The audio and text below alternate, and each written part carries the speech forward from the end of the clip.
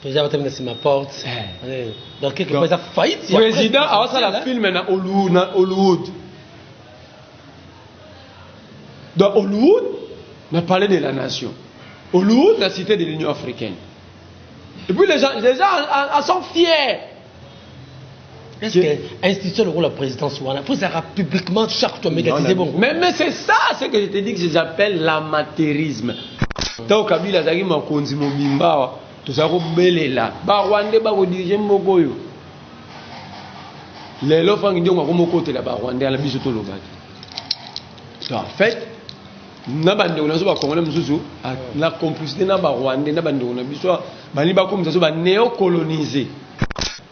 C'est peut-être Kabuya habité. Ça s'est passé comment en 2018? C'est là l'Alexa. Toroya. Kabuya tamso a habité. Azaki tamso no mokonzité na IDPS.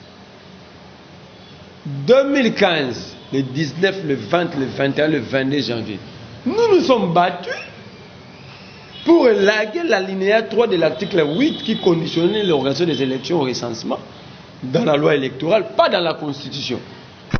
Lui aussi passe ça. Vous proposez qu'un jour un point de presse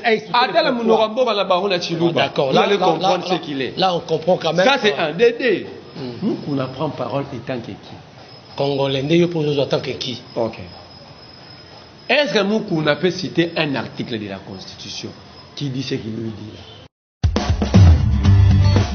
Boza ko sepela, boza mobimba pe bo sepela déjà pambate. Les boss, les patrons Albino Mongindu atiela bino mo bange na restaurant bar Montfleury na ndenge ya système amikili na ndenge ya kini na ndenge ya usakana te. Bana Marseille, bana Saint-Étienne, bana Paris, bana Belgique, bana États-Unis, bana Canada, bana mokili mobimba. Oza na posa ko lia système européen. Kuna boza mobimba, les boss, les patrons Albino Mongindu, restaurant bar Montfleury, brasserie, atiela biso nyonso. Oza na posa ko yoka musique ya bien, oza na posa ko bina rumba ya bien, oza na posa o vandi, ozoka musique classique pena opéra, neti faire rigola betela biso. Regarde-moi. Oza na posa ko yoka live, c'est-à-dire karaoké, ki mambangu na France na Orléans. Kuna ndoko kuta restaurant bar Albino Mongindu Montfleury. Kuna soko kyo orovana kimia. Cadre moko ya ba responsable, cadre moko très classe. Restaurant bar Albino Mongindu. Bilei ya bana mboka. Toki mamba.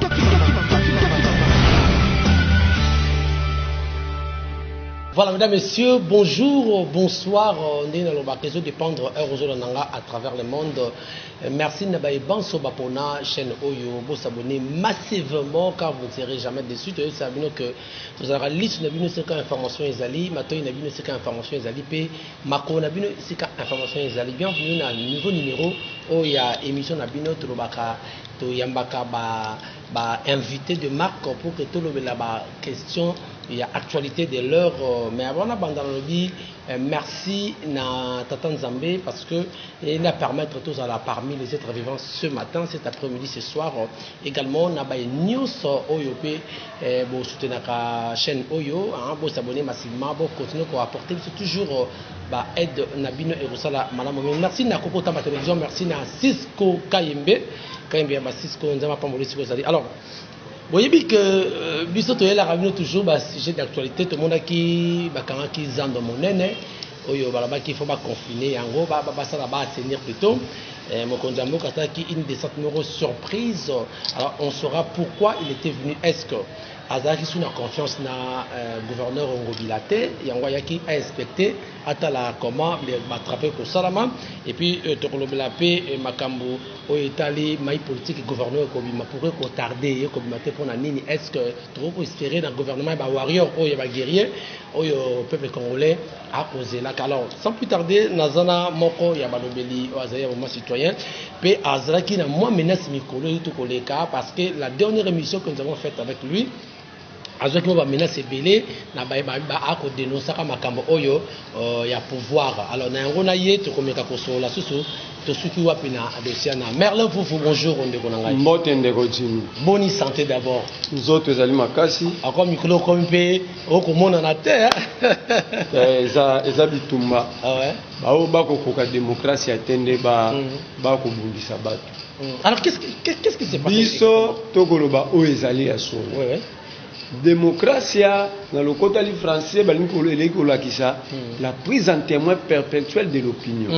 Ce qu'on a lobi makam yaka senga débat ngala démontrer nga mais ba pomba ya lelo soko lobi na bango bakoma Calef Mutomba lelo bakoma tinda ba bureau de comment débat normal débat ya société ngai na civil na criminalité suis connu na ville ya Kinshasa na yebani ndaku nanga eyebani boni bino bokotindela nga ba policier ya police criminelle. Pourquoi bakotindela osala kinino osali bona nini bakenda ko funda ngai na parquet te parquet invité nga ba intimidation ba biso to kotika te po imboka na biso po bana bino bozala bokonzi wana eyaka pe elekaka moto ndimaka teke moko mosusu pomba ya tso numbi akotika moko munene boye akeko pana na ferme habiter nga na komi na ferme na ko isa o ba ko kansi baza ba pomba lelo lobie koya. Ce qui veut dire qu'on est comme Merlin, c'est un peu nini est arrivé le yo, est-ce que ba combination yo au finga ki moto au sala ki nini et le ki nenge nini parce que to yo ki ozomona to comme porté disparu yo to sa ki na émission na ba etando bele ngai na banda to banda ko sa no émission nga na finga am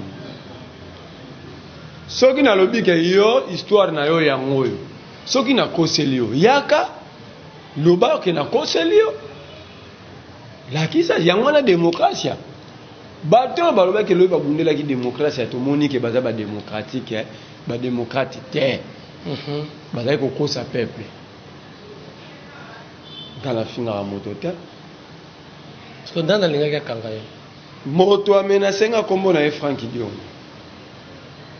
ndeko Frank Diongo oya MLP oya za ko bundela démocratie oya baki ya ko kufa bona mboka na ye lelo ya ko moka o sali Frank Diongo nini mais botuna nié botuna nié parce que eloko ni l'article ezali Frank Diongo moto ba komenase naza moto naza de la carte ya makambo politique je sais comment chercher les informations je sais comment la cause dans la clandestinité mais là si moto bekutana moto bekutana bio solo la bio kende na vérifier na parquet bo vérifier ba avocat na ngape bazali nde ba comprendre que moto a ba comprendre te ça Frank Diongo ce qui va comprendre, c'est qu'il dit qu'il y a une certitude. Certitude est malaki. On a fait au fond d'angai. On a dit qu'il y a un bureau, il y a un pomba, il y a un maître, et ça s'est passé comment? Moi je ne sais pas. Il y a une remarque qu'il y a un bureau de 4 heures. Le maître Franck, il y a un maître 4 heures. Pour bazoyo ba menacer yo ba boma yo ba beta yo ba kena yo ba belo banga basa ba bureau de ya police criminelle ba yaka ba 18h mokolo to kenda ko tambola le 19 février to kenda ko tambola contre ambassadeur à Rwanda on ba kanga ndeko Frank ndeko presse penge na bandeko mususu na Mustafa za ko zonga na ngana ndako nde ba bisa keba ba bureau de ba luka ba menacer na ba totu na kata ndako ya lopango ba lobike ba ngai na kobomisa lopango wana bato na lopango o na lukaki bakolakisa ngai na kobunga na kobunga na komona na kasuna kisasa te et na kati ya machine wana maître ya Frank Diongo kombo Bessi azaki na kati maître Bessi sao azaki na kati yende mona mutu na lingwala ti yango na lobi na ote yende mettre à jouer cerveau moteur Isaïe papa oyo siko ya parti wana oyo aza koya ko vérifier sona na ndako ayebinga bien pe papa mso lingwa kombo na ye papa Kadima yenda informateur yenda to ke tunaka bato azomona na takimia azali mais na yo mokondeko Merlin on se reproche na nini avoir dit na ndeko Frank Diongo na lobi na ndeko Frank Diongo akoki kokumisa ambassadeur ya Rwanda te ambassadeur ya Rwanda azofinga biso ba kongomani toza ba charlatan ça je peux pas l'accepter et je l'accepterai jamais Donc, pour la bango, ndenge fangi dio appuyer qui ambassadeur Rwanda finga biso le quoi tu vas bololé, tout ça va charlatan solo to ko lobate. Ah bon? Comment ambassadeur à Rwanda ko ba ke biso to va charlatan? Et puis d'autres Congolais ba appuyer. Est-ce que vous comprenez niveau to? Nazraka, il est mon côté peut-être. Nabi na yo monto place à la conférence de presse. On a appuyé la parole il y a M. Vincent. Ah, Monsieur Lagolo banae, mais moto pena organiser ba média. A bengi ba pandisa encore pour akumisa ambassadeur à Rwanda, na tango M. Vincent Karega, on a benga garçon de course à Kagame, on a le bakaza diplomate, c'était un zone de renseignement. Pour preuve ça qu'il n'a fait si ba benga ne pas à 0 ça mon salaire au Bomara. Bomara ba opposant ya Kagame ou ba s'exila na ba Afrique d'ici. Cause ba benga na Afrique Delphin Kayimba à l'époque, to ba une lettre de créance. Bachaya ambassadeur Vincent Kariga Delphin Kayimbe tant que chef de renseignement militaire à Kouma Mokanda abia cause à l'ambassadeur az ambassadeur aza agent secret pour espionner Mokanda biso Mokanda wanezali parce que nata la Franck Dion on a dit tumbo ya lobia bunda o biso pe to mona kaza ko bunda tango wana ko appuyer kaka même au Rwanda biso na bié tant Kabila zaki makonzi mobimbawa toza ko belela ba Rwanda ba ko diriger mboko yo lelo fangi ndio ko mokote la ba Rwanda la biso to lobaki en fait na bande on ba Congolais mususu na complicité na ba Rwanda na bande on biso bani ba komisa so ba néocoloniser dans le néocolonialisme dans la azoyo la 3e millénaire, le 21e siècle. On n'est pas colonisé par les grandes puissances, mais par les petits Rwandais et d'autres Congolais pris. Moi, j'ai dit non, moi, je ne serai jamais néocolonisé. Jamais. Je préférerais mourir qu'être néocolonisé. Mais oui, je préfère mourir pour que la paix revienne. On a ensuite. Et ceux qui n'ont pas menace, bon, aucun n'est pas mais aucun jusqu'à ce que ça si na zonga nazala na zotambola kisasa. Ouais, ça s'est passé comment? Na lebisa ki abeshole.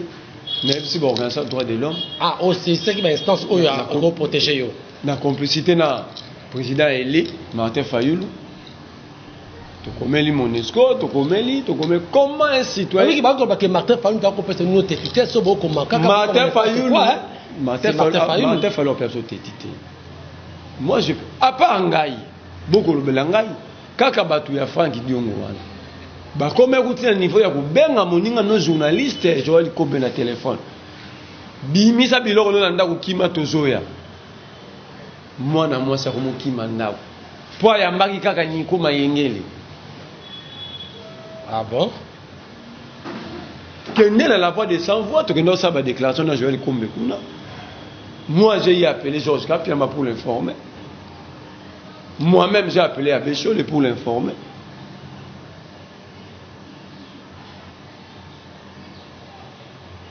Alors donc ouais. Nako senga d'abord pour na ba journaliste. Ba journaliste ba oganga lobia ba Daniel Saf ba Muke ba Eliezer ba menace ka ba journaliste. Aujourd'hui ils sont tous députés. Alors on est en va proposer une loi sur la dépénalisation de la presse pour que la presse soit protégée. Pour ceux qui sont soldats à salir des missions armées, à se retrouver député, première réforme, on remet le secteur à maîtriser. Il y a armée. Bango baba journaliste, le connaissant on va proposer la loi sur la dépénalisation de la presse. Parce que bazaki dans opposition. Mais tout le monde va bateka qui terrain, va bateka qui rail, bateka qui va proposer à trop bazaki na journaliste. Banoganga. Faut dépénaliser, pas dépénaliser pour Kabila lingi de procès à libre, faut une loi. Majorité Kabila lingi de les lois na majorité pour bakuna union sacrée.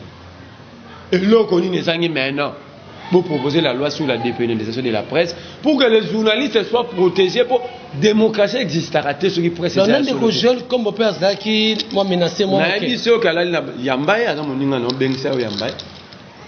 Bay alali na ba hotel wala kisasa akiminda kunaye. Ba voice ezali. Ba appel to enregistrer que ezali. D'abord ba preuve pour na. Ba preuve ezali. To chango dia na ba CD to ko tsango na ba organisme na nyonso.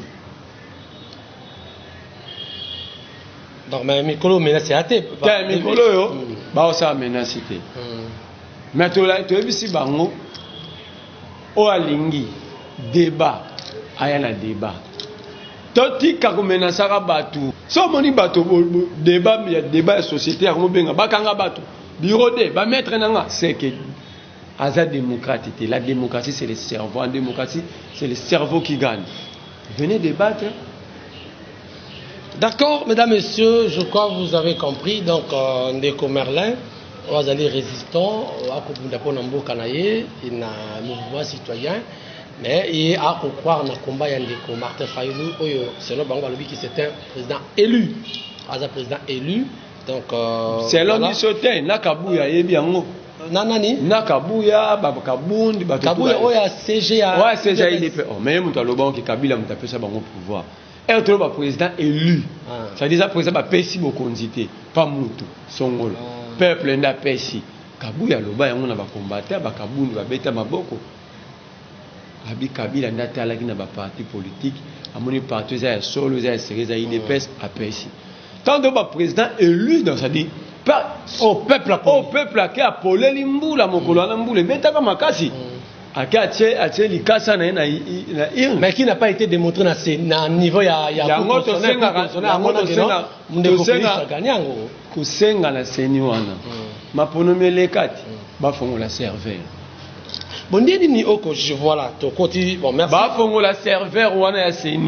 ceux qui prennent Félix a gagné à solo, Kabouya, ceux qui prennent erreur, to Kabouya monta sala qui erreur, bah font la. D'accord.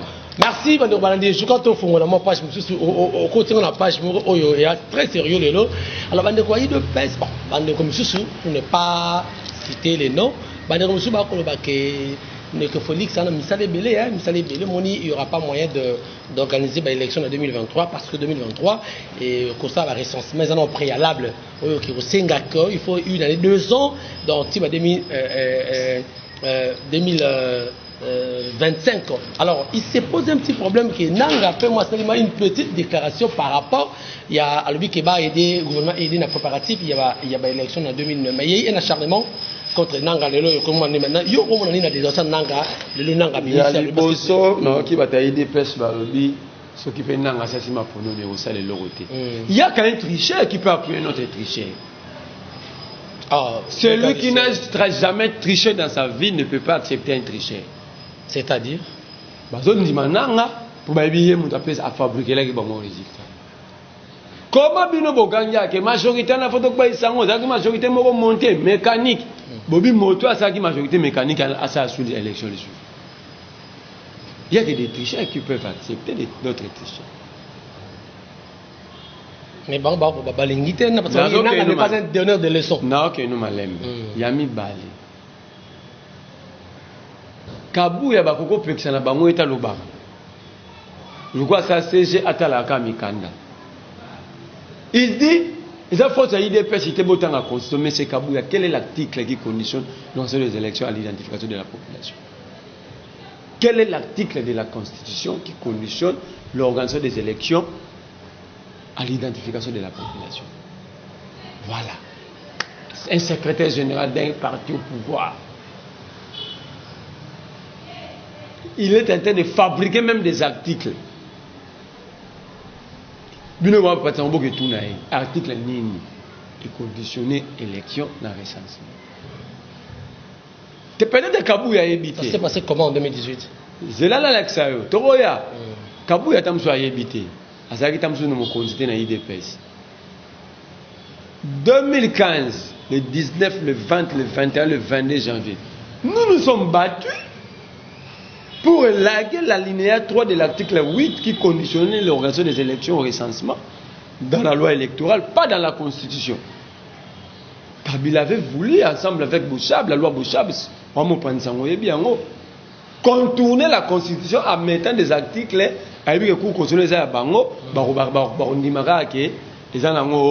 conformes à la Constitution. Tobima a IDPS à Boyarama, à l'époque, secrétaire général s'appelait Bruno Mavou. IDPS à Boyama Miloulouana. IDPS à lobby. Te, wana IDPS a négocié na Ibiza. Na Félix en tête pour Félix comme premier ministre à Kabila. l'histoire est récente. Il y a une image. Donc, pendant l'action que Dilo va comme dans le FCC. Et bandi les lotis. IDPS n'a eu des andiments glissement il y a 3 ans. Pour pas payer ça bon cas primature. Na Ibiza. C'est comme si, Congo a eu des forces. IDPS n'a pas perdu. Apparemment, d'autres partis n'étaient pas considérés. Maintenant, Martin Fayulu est en tête, dynamique de l'opposition. Nous avons marché ici durant 3-4 jours pleins, jusqu'à ce que Kabila a reculé. Article 1 est long.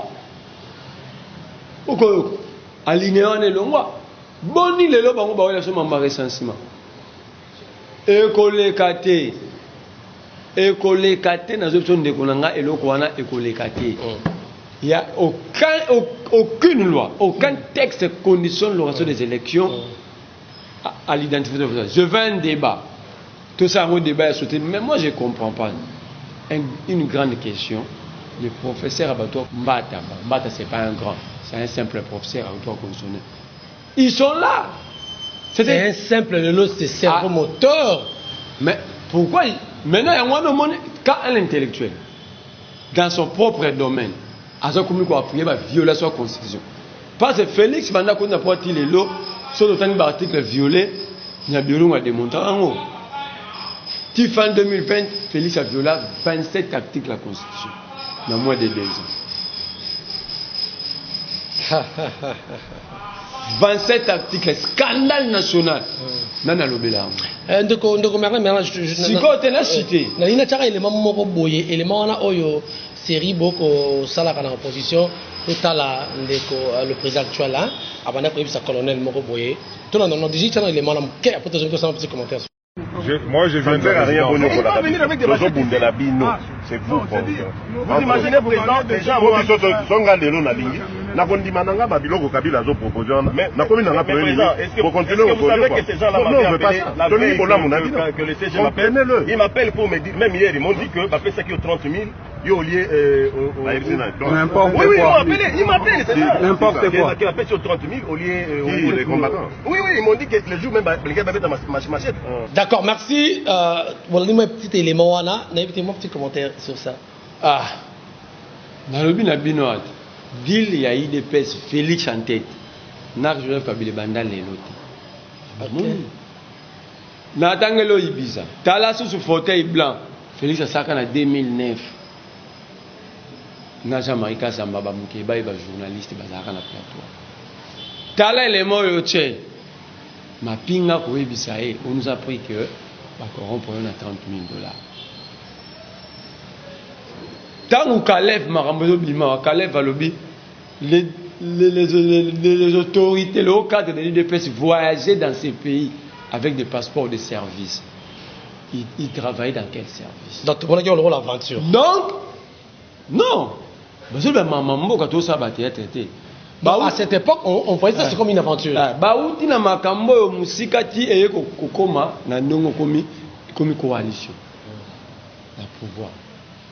Donc, mais Ndeko Merlin, Ndeko Félix, peu importe, à Sali, mais du moins, il fait ça pour le peuple congolais. C'est ça qu'on a bien le peuple congolais. Où est bien, bien, au monte Félix, à Katiba Mukeba, il copie pas de Gentini Mobi. Ah, qui lobby à Sali, c'est mais on a des choses. Mais, attends, à Katiba Mukeba, il copie par rapport à lui. C'est là que non. Na ebisi ba maman ba papa ya Congo. Au moins nous sommes les peuples d'abord. Félix Abomizano. Appuyer Ngobila bakanga zandu. Ulani mama lubite bakanga zandu batunga zandu ya sika. Pendant que biso toyebi ke bazo tunga zandu ya sika toyebi derrière ke bazo ngaba teka zandu. Non, comment vous dites ça? Pendant qu'ils apprennent Ngobila c'est pour le bien, il y a plus de Congolais basala batanga sika moko ne baka ça. Lo baba yo kasoni pour presser l'équipe. Il n'a pas monté le loba ça. Félix a appuyé Ngobila bakangazandu ba maman ba kena ba wenzo ba otunga likolo ba chemin de fer. Vous dites que ce président a travaillé pour le développement? Mais la moni petit mobe ndumuke ba ipaza na kati po ba longo na ngobila ipare to ke ah nana kindala iziba ipampa ngobila chaque samedi mukeba iwana iziba ikuna na ma campagne bona zokosa nazo lo bangwa ola mukeba yakindaka chaque samedi mamuna lo ba même meda ka kolongwa yebi yango chaque samedi mukeba yakindaka iziba et pas gouverneur. Na bien. De makiola ko chaka o ezanango. Ya pamba. Botuna mukeba de ça les champions kenda. Lupang o les bajele wa kenda. To banda ko organiser banka mungana to cha pression. Akomo ke sola on ngobila. Wapi. Ah, donc pour na yo zando nezana ezai compris na. Mais la biso ke ba mama wana ba ko bengana ba banda ko futela Félix Mtalingi ba bengana ba mama do. Félix a dans le peuple d'abord. Tala, Moutou Nouza. Aloba a refait sa bonne moïnae pour na kimi kota na est. Bah, tu vas qu'on dit au coup Félix na kufikate. Il y a refait sa bonne moïnae, herba robo ma bisonioso. Et puis il y a déplacé quartier général, il y a armée et qui est en colonie. Kalami était en cours. Mais tout n'est en cours et ça voisin. Tout n'est en colonie. Abaka ok fanda kuna pa yoka ba plaire ya ba mama ba trouver partager ensemble ba trouver la solution ensemble. Jusqu'à c'était le 3 septembre 2019. Akem c'est un président de promesses. Akena maluka lobi amoni clé ya relais ça ba ko. Tena nansele. Donc papa ne ba peshaka na ba ndobo et relais wana amoni clé ya ko leta pepe comme. Yango na binote. Ba papa ne ba peshaka na ba ndobo ba benga pêche artisanale. Donc ba pêche mom da pêcher pour les 2 3 4 ba nda ko. Est-ce que on a découvert il y a en industriel. A lancé appel d'offres na société Nisara Babado. Mais c'est un des projets oui le rejoindre en table de naïté. Mais yango na lobi noté promesse na promesse idée. Oui. Donc yé mando mobimbe aussi elika na ba promesse. Mais to ko pesa etonto yo ko pesa chance té. Yo ko robota mwana pour la ta mwana no bote ko pianga ta na ensemble la mambule we. Ana tana mwana tambola bolumbu. Ah bon. Yé tanga na pouvoir ayebaki ya bako. To ko bunda na bango. Este wana boto te kona ba wana ko pesa ba dirigeant. Bato ba konza mboko na kopa ko bomaka bato na este to za bonte na ba Félix lelo Félix a comment ce qu'a fait ça discours à reconnaître qu'il y a eu génocide au Congo. Il a changé le discours. Et ce yoki bana comme président a reconnaître génocide rwandais. Akenda ti na monument. C'est-à-dire il a changé le discours. Voilà. Mais na ba déclaration nous soit reconnaître que sikoyo komoni place na zo sabatuke. Dans le président élu, mon tour va passer beaucoup. On doit assumer coupe, assumer Kenny, assurer la race. Kanisa Martin Fayulu est Razaro le réforme, plan de sortie de crise. La traitant Martin Fayulu de tout le monde. Azolo comme ça là, avant d'aller en hôtel, et le gros ça les a souscrits. C'est un réforme à Kendego. Sinon on n'a pas le droit à parlementaire. Félix a fait ça la première conférence de presse na Bounia. Premier conférence de presse na presse congolaise. Na Bounia, j'ai rien à Kinshasa. Ça n'a pas. Batounia qui a dit Martin Fayulu c'est un député qui est il a voulu ridiculiser Martin. Or Martin Fayulu c'est un visionnaire. Il avait vu place au Kenya trop sous quand la réforme. Maintenant c'est un grand débat. Tout le monde demande des réformes. Nanga lobby à tout ça ces élections, le matériel les alliés. Mais na souka lobby il faut qu'il. Mais comment jugerez-vous les propos de Levé Pascal Mukuna au Kolobalelo na ba etandoike à lobby que non il n'y aura pas d'élection en 2023 au moment où il n'y a pas Yanini Tala Kolanda Mukuna ti. Nous mamba olobana lobby on a lingala. Tiens on en français, il y a ça développement intellectuel, à sa thèse. Il y a à sa thèse mon kata si zo lobby il n'y aura pas élection sans recensement. Mais c'est nous qu'on a développé ça sur un papier.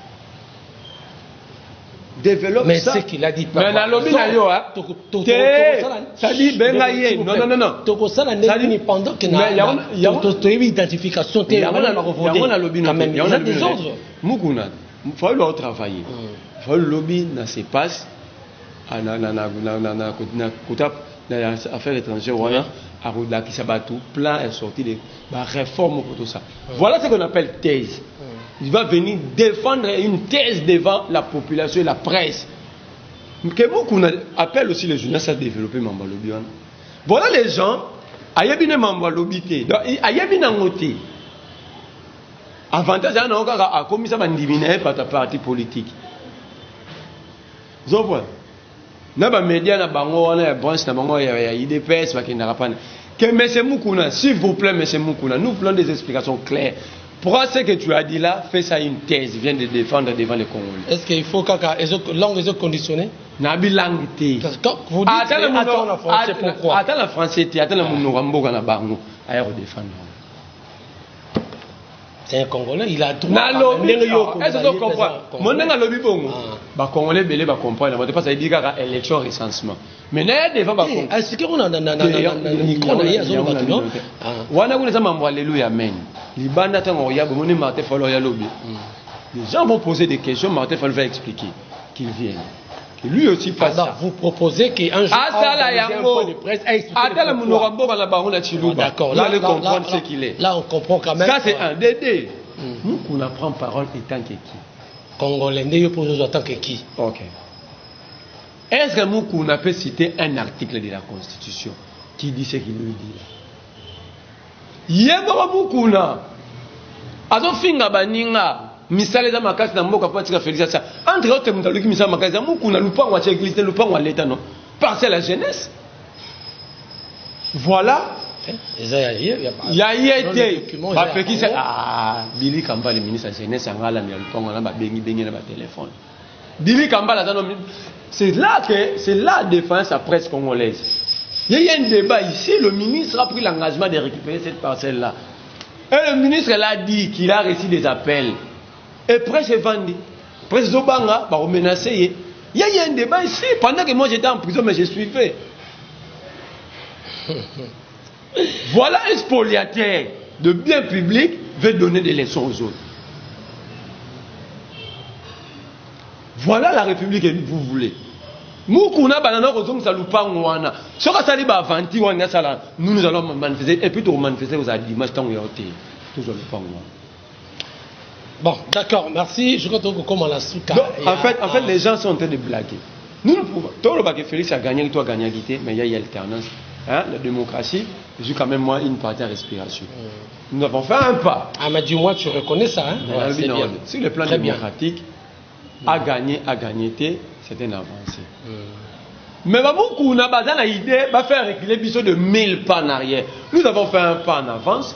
Au lieu de travailler pour en faire encore 10, 15, mais beaucoup n'a vendu, n'a pas Kabouya, ils pensent maintenant que ce pays leur appartient, il faut nous faire reculer de 1000 pas. Est-ce qu'ils sont... Dans la baba, ça thèse. Dans la carte de développement et mémoire, il y a ce qu'on appelle la thèse et l'antithèse. C'est là où ils seront bloqués. D'accord. Il y a des conséquences, il y a illégitimité, le mémoire. Mais pas la guerre. Stabilité sociale. D'accord. L'homme blanc a réussi à progresser parce que les cas étape à la crise de la légitimité. Même dans le préambule, l'exposé des motifs, il y a la constitution de la vision. C'est clairement dit.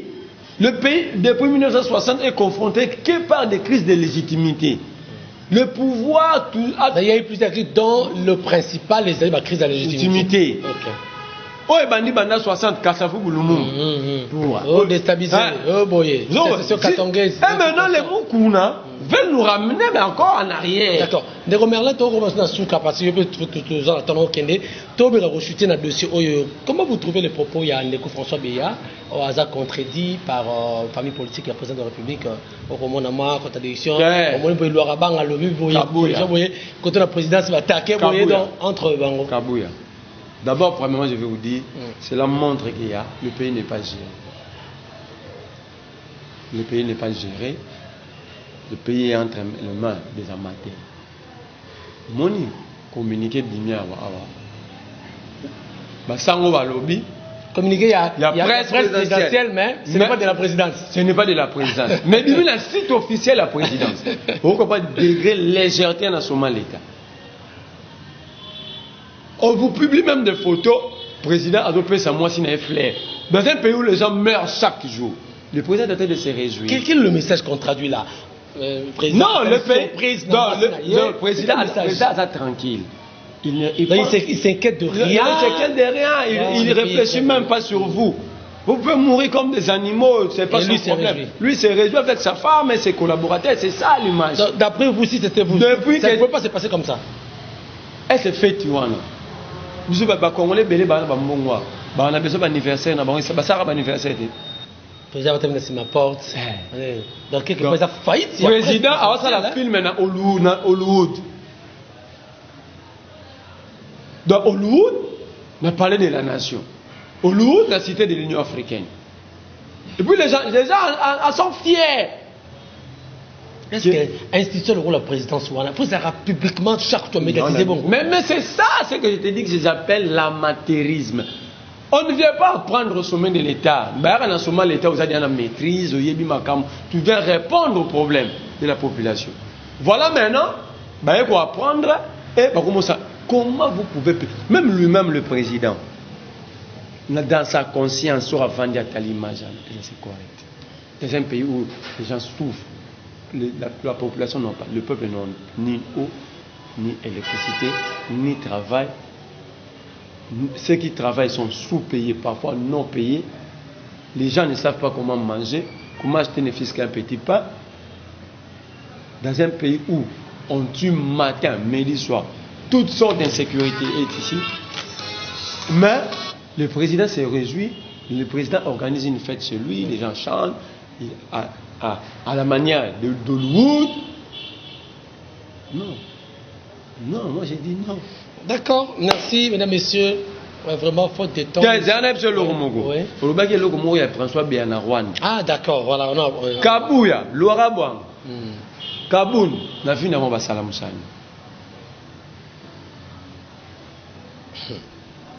Premier boulot, Somalie.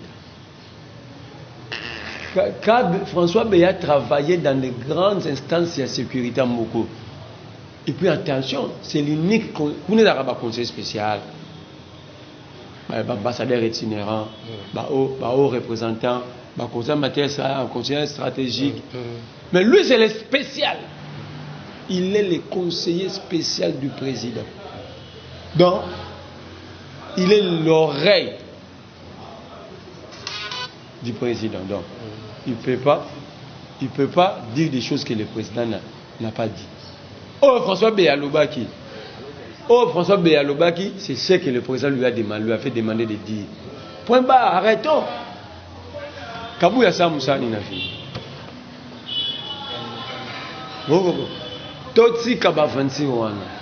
Tout le monde sait que le Congo est sous Kabila, sous la gestion du Rwanda. Ce pays est géré par le Rwanda. Karega l'a montré combien de fois, c'est l'ambassadeur Rwanda. Il l'a montré combien de fois. Arrêtons, non? Tout ce qui est blague Rwanda, Kabila a géré beaucoup, preuve année, l'union sacrée. Aucun ne va partir où tu es du pouvoir. Tout est géré par les kabilistes. Mais on a géré, on a chuté, mais Kabouya, on a Kaboul, puis on m'a bêté la déclaration parce que François Beya a colobé ma campagne que Rwanda a déploré que nos alliés n'ont ennemi à Congo. Il y a que ma campagne en place publique, on est pas si ma trahir mémoire à président Kondo Etienne. Kabouya, ça a dit François Beya, 15 ans de service à l'immigration. Un grand service de sécurité. Le coup de l'immigration. Donc il sait ce qu'il est allé dire. Donc c'est la bouche du chef. Maintenant, disons que c'est le conseiller spécial. D'accord, voilà, ton coach était la mission pour te voir, c'est ça qui termine la suite, mesdames, messieurs. Votre mot de la fin, moi, quelquefois, dans le deuxième mois, tu as expliqué mission pour le temps. Mot de la fin, la Nzaka, Congomani, Bazamakasi. Congo et Robika. Pour Mokoyo, ils sont sous l'occupation. Les gens font semblant. Ce pays est sous l'occupation. Nous devons libérer ce pays de l'occupation. Et pour libérer ce pays de l'occupation, nous devons prendre courage. Nous devons être capables de décider de dire une seule fois, maintenant, là ou jamais. Je demande à tous les comptes de la diaspora d'ici, rien que la libération de notre pays. D'accord, merci beaucoup mesdames et messieurs. Nous sommes arrivés pratiquement à la fin de cette émission. J'avais le plaisir de recevoir sur ce plateau un grand personnage, il y a un mouvement citoyen, Merlin Vouvou Oyoboyo, qui vraiment à l'objet, mais il a été menacé par quelques éléments n'est cités. Il y a MLP, en tant que Moni, donc je crois que ce que justice Rolanda Makamango va protéger les instances où il y a droit de l'homme, on va protéger. Je crois que Azad a saisi. Donc voilà quoi, nous avons un plaisir au sein de l'émission. Merci, continuez à vous abonner massivement. Merci à la grande équipe qui m'a tenu compagnie. Merci à niveau de montage. Alors ceux qui ont besoin de prochainement pour un autre numéro. Ciao.